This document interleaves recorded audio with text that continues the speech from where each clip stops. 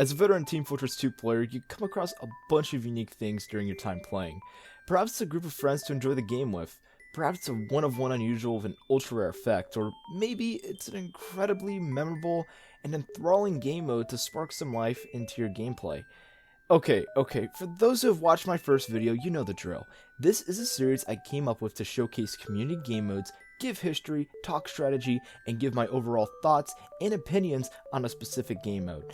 And getting over 2,000 views on the last video gives me more than enough incentive to continue this series and spark some positivity in the community. So in this episode, we'll be covering the best kind of running you'll ever get in Team Fortress 2, Deathrun.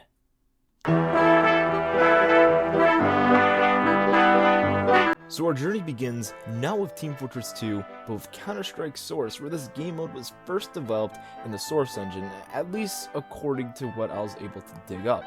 Not too many videos or remnants of this ancient era remain. However, there is evidence of this game mode's existence dating as far back as 2008. Now, fast forward to October 2010 in Team Fortress 2 land, and as some of you may recall, vs. Saxton Hill is created by modders of the community.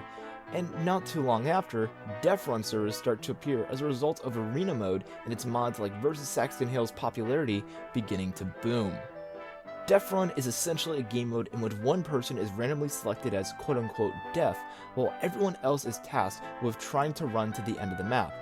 Oh, and did I mention that the runners will have to dodge traps activated by both the deaf and the map itself?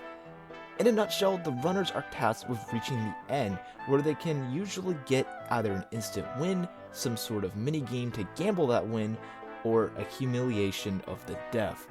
Of course, deaf has to activate and set up traps to prevent any possible win from occurring, and I bet that this game mode, with all this talk of trying to survive and run for your life, must take some sort of strategy. A lot of strategy, in fact. And speaking of which, you know what time it is.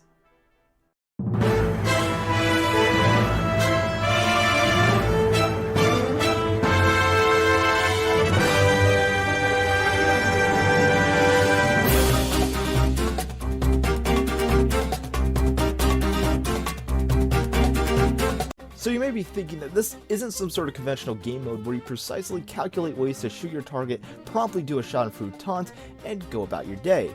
So what kind of strategy is there in a game mode where there's basically no combat whatsoever? Well, there is one strategy that prevails in this game mode, and that strategy is trickery. No matter what class you select, you are capable of tricking deaf into activating traps early or forgetting to altogether.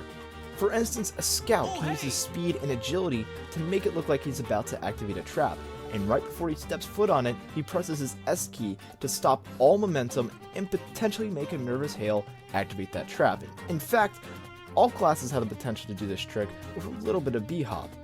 Another commonly used strategy is to actually taunt using the conga right before the trap activates, in order to have the same effects as stated before. You can also use other taunts like the Kazatsky kick as well. Or if you want to be a jerk, you can use a high five taunt steps before a trap to trap an unsuspected, inexperienced player to stand on that trap when they only wanted a sweet high five. You dirty dog, you. I should mention that in most Deathrun servers, all classes are stripped from all their primary and secondary weapons, and some of their signature abilities, like placing buildings for engineer, double jumps for scout, projectile jumping from demoman and soldiers, and uber charge for medic, just to name a few. However, in most servers, melee weapons and their traits are usually still active. Use this to your advantage. For soldier, use the whip or the escape plan for speed boost. As a heavy, use the gloves or running urgently for speed boost to make jumps more easily to be able to be more on point to outpace death. As a pyro, equip the pyro jack for, well, basically the same thing, a speed boost. In some servers, spies do have their cloak active. Utilize this to either trick deaf into thinking that you're stepping over a trap, or making he or she overthink and activate a trap you already passed through. And lastly, as a medic, you can press your G key while using the amputator in order to give your teammates sweet heals in order to hopefully extend their lives.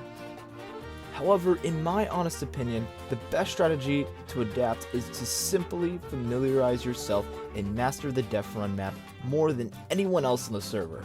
By doing this, you can have a better shot at beating Death, outliving your teammates, and potentially unlocking some pretty cool and interesting Easter eggs that are scattered throughout many Deathrun maps, waiting for you to discover. So let's say that you're randomly selected as Death by the luck of the draw. How do you approach this game mode strategically? Well, the answer is, yet again, trickery. A lot of the time, you are dependent on your foe's missteps in order to gain any sort of critical advantage.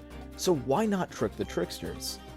One commonly used strategy is to actually fake being AFK just for a moment in order to draw the enemy into thinking they have some sort of free run, and to their surprise, you can activate a trap to make them falter.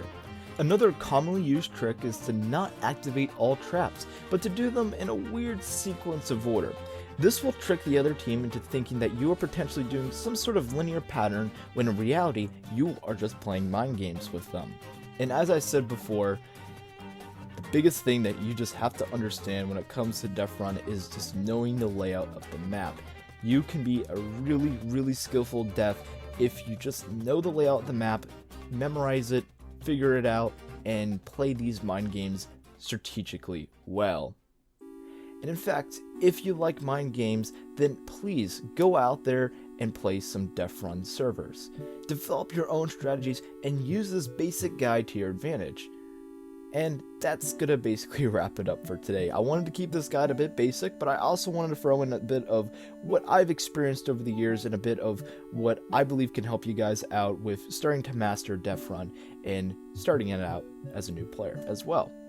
And as always, guys, thank you so much for watching, and I highly hope that you enjoyed. Please subscribe for more content and make sure to leave a like on today's video. I'm actually shooting for 1,000 subscribers by the end of the summer, and your support would be highly appreciated.